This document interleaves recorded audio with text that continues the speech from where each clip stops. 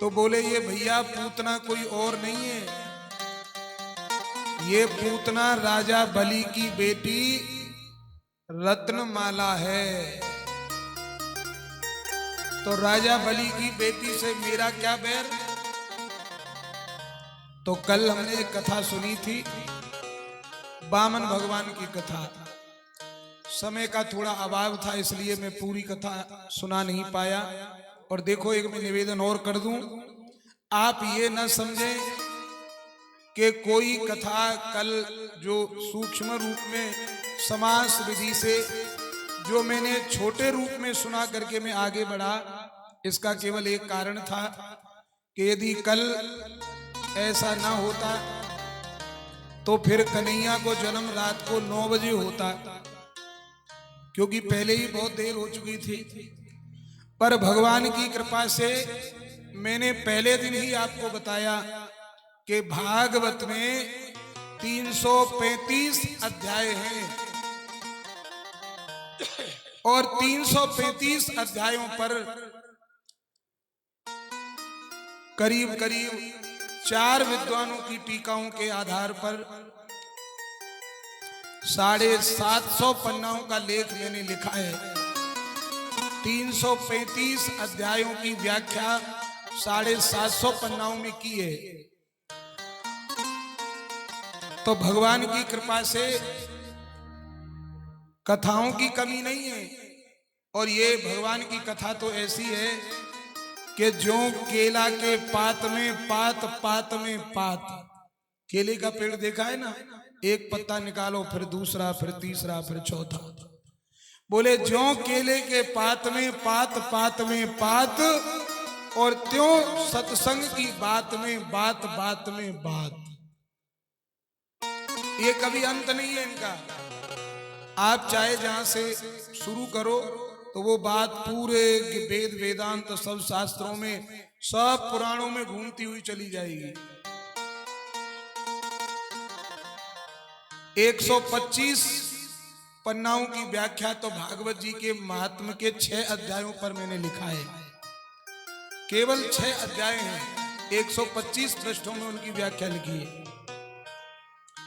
तो महाराज ये पूतना कौन है, भगवान ने जब आंख बंद करके देखा तो कहा कि भैया ये तो राजा बलि की बेटी रत्नमाला है, तो मुझे क्यों मारना चाहती है। बोले जब वामन रूप लेकर के भगवान राजा बलि के द्वार पर गए तो महाराज इस राजा बलि की बेटी ने भगवान के रूप को देखा तो इसके मन में वात्सल्य भाव प्रकट हो गया। और क्या भाव इसके मन में आया कि यदि ऐसा मेरा बेटा होता तो मैं भी उसे अपनी गोदी में सुलाकर दूध पिलाती, ऐसी कामना इसके मन में प्रकट हुई। तो ये राजा बलि की बेटी एक कोने में जाकर बैठकर और भगवान को याद कर करके रोने लगी। और कहते हैं महंगी से महंगा इत्र भगवान को लगाओ, पता नहीं उसकी खुशबू भगवान तक पहुंचेगी कि नहीं। महंगी सी महंगी धूप बत्ती आप भगवान को लगाओ, पता नहीं उसकी सुगंध भगवान तक पहुंचेगी कि नहीं। लेकिन यदि कोई भगवान को याद करके और 2 अश्रु यदि निकाल देता है तो उन अश्रुओं की सुगंध भगवान तक पहुंच जाती है। भगवान तक उनकी गंध पहुंच गई। कौन है जो मुझे याद करके रो रहा है। बोले रत्नमाला है। क्यों रो रही है। ये आपको पुत्र बनाना चाहती है, इसकी कामना है कि मेरे ऐसा बेटा हो और मैं गोदी में सुलाकर उसे दूध पिलाऊं।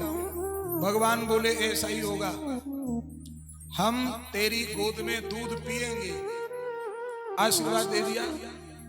अच्छा थोड़ी देर बाद जब वही वामन भगवान ने विराट रूप लेकर और राजा बलि का जब सब कुछ छीन लिया, 2 पैर में ही, तीसरा पैर रखने के लिए तो जगह ही नहीं बची। तब राजा बलि भगवान के चरणों में लेट गए तो भगवान ने राजा बलि के सिर के ऊपर अपना तीसरा पैर रखा जब वामन से विराट बनकर भगवान ने राजा बलि का सब छीन लिया, तब यही रत्नमाला बोली कि वामन बन के आए तब तो संकल्प लिया, और फिर विराट बनकर मेरे पिताजी का सब छीन लिया। अरे ऐसा बालक यदि मेरा हो तो दूध की जगह पे जहर पिला के उसे मार दूं। अब एक ही बार में दो दो कामना की इसने। भगवान बोले तेरी दोनों इच्छाएं पूरी करूंगा, तेरा दूध भी पीऊंगा और तू मुझे जहर भी पिलाएगी। दोनों का आशीर्वाद भगवान ने दे दिया। आज यह राजा बलि की बेटी रत्नमाला पूतना बन के द्वापर युग में प्रकट हो गई, और अब ये भगवान को दूध भी पिलाएगी, जहर भी पिलाएगी।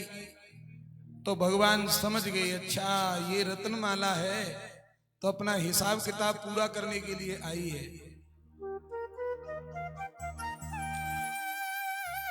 कुल मिला के जो भी हो, पर भगवान ने नेत्र बंद कर लिए।